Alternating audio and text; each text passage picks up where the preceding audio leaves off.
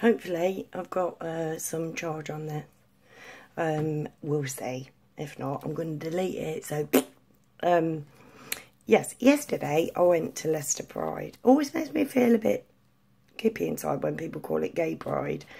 Because I just feel pride. Do you know what I mean? And there's lots of gays there. But not everybody there is gay. You know, most people just want people to just get a bloody along and give people the space to be who they want to be. Anyway, that by the by, a couple of things happened yesterday. Oh, well, bad got banjo hands. Hopefully it works. There was this chap there with an anti-fascism flag. And now, on the way there on the bus, I said to my friend Debai that we were talking about anti-fascists. There was a lad that got on the bus and he got a hoodie like right over that. And I turned around to her and said, hey, Antifa's got on. And then we started speaking about that. And I was saying how, you know, just don't wash with me. And it's from a couple of months ago, I think, there was a demonstration somewhere in Europe. And all these normal people chanting their stuff. And then all of a sudden, out of nowhere, came this group of about a dozen people, all dressed in black or really dark grey. Hoodies, the same face mask thing, you know, like literally uniforms, but different uniforms. But what of note, not one single piece of clothing on any of these people had a distinguishing mark.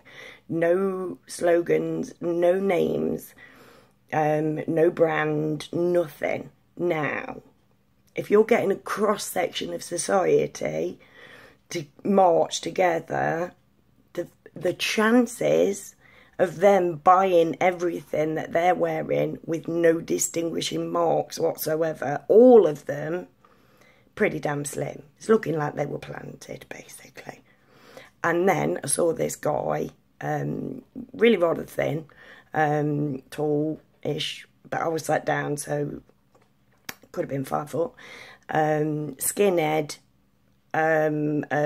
some kind of vest, utility vest thing, I'd say. Got chains on it, bit punky, looks a bit punky. And then he got these black jeans that said on them Dolce & Gabbana. And I pointed to my friend Debbie and, well, got her attention. I didn't point to her. No. And said, look, see, this is what I mean about that Antifa crap. Because here is somebody carrying one of those flags, anti-fascist group or something. I've got a photograph, it's going on Facebook. And he's wearing Dolce & Gabbana pants. So, and that's one of them actual people. It just seemed, you know, agent provocateurs, that kind of thing. Right? Anyways, another thing, the other thing that lumps into the same thing, at Pride, there were ISEC response unit, the ISEC response unit, ISEC. Now, all these guys are walking around dressed as, not dressed as policemen. They obviously weren't policemen. They've got the flat cap on, you know, but they were wearing black and they got all the handcuffs and the radios and they looked very much like policemen, and they got the high-vis vest, and on the back it said ISEC response officer. So I tried all bloody day to find out what ISEC meant and what they were responding to, and the only answer that I got regarding the response is like basically just making sure that no goes on. And in ISEC's to ISEC's credit, there wasn't a bit of trouble yesterday at all, and they weren't carrying guns. So it didn't really put anybody off too much, but we had to have our bags searched when we went in, which was new. Rather embarrassing for me though, because I got like bubble solution and I got the gay bag. So, you know, but like it was, the mood was light, and also with all due respect, everybody who worked for ISEC, absolutely lovely chaps.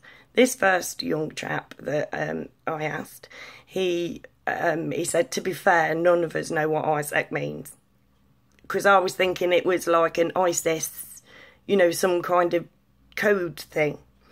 And I think that's probably why it's designed like that, you know, so it looks like it's some sort of official government thing. But these are basically men who are ex-police, ex-military, that are hired, and they're a security company. And it's like, well, surely you'd make them look like a security company, not like coppers. You know, pretty indistinguishable. You know, like you have even the police people, you know, they're on the, I know they're not real police people, but people see them as real police people because they're in the community. And yeah, so it was like that. Like they were police because they were pretty much indistinguishable. And nobody knew why they were called what they were called, and there was no reason whatsoever for them to be called a response unit. Like I say, they were fantastic guys. Although the last one, because we actually found a tent as we were leaving, so I got talking to that guy, and he's like, shit, you know, you're standing like a journalist here, like, I don't know whether I'm meant to answer questions from you. But you know, I got a leaflet. Well, I didn't get a leaflet. I just got a piece of paper, to be fair. Is that a leaflet? Flyer. I got a flyer. But they were all really nice chaps. But it's just this, it bothers me. You know, response units. You know, that comes from... And I spoke to my stepdad about it earlier on, and he said, well, of course, things... I said, like, don't that bother you that these are just men for hire? And he's, well, no, we need the protection, what with all the Manchester fandango. And all these terrorist attacks that contain very many people that are the same but undistinguishable. Tiki torches and black hoodies scare the shit out of me, far more than anything that police could ever do.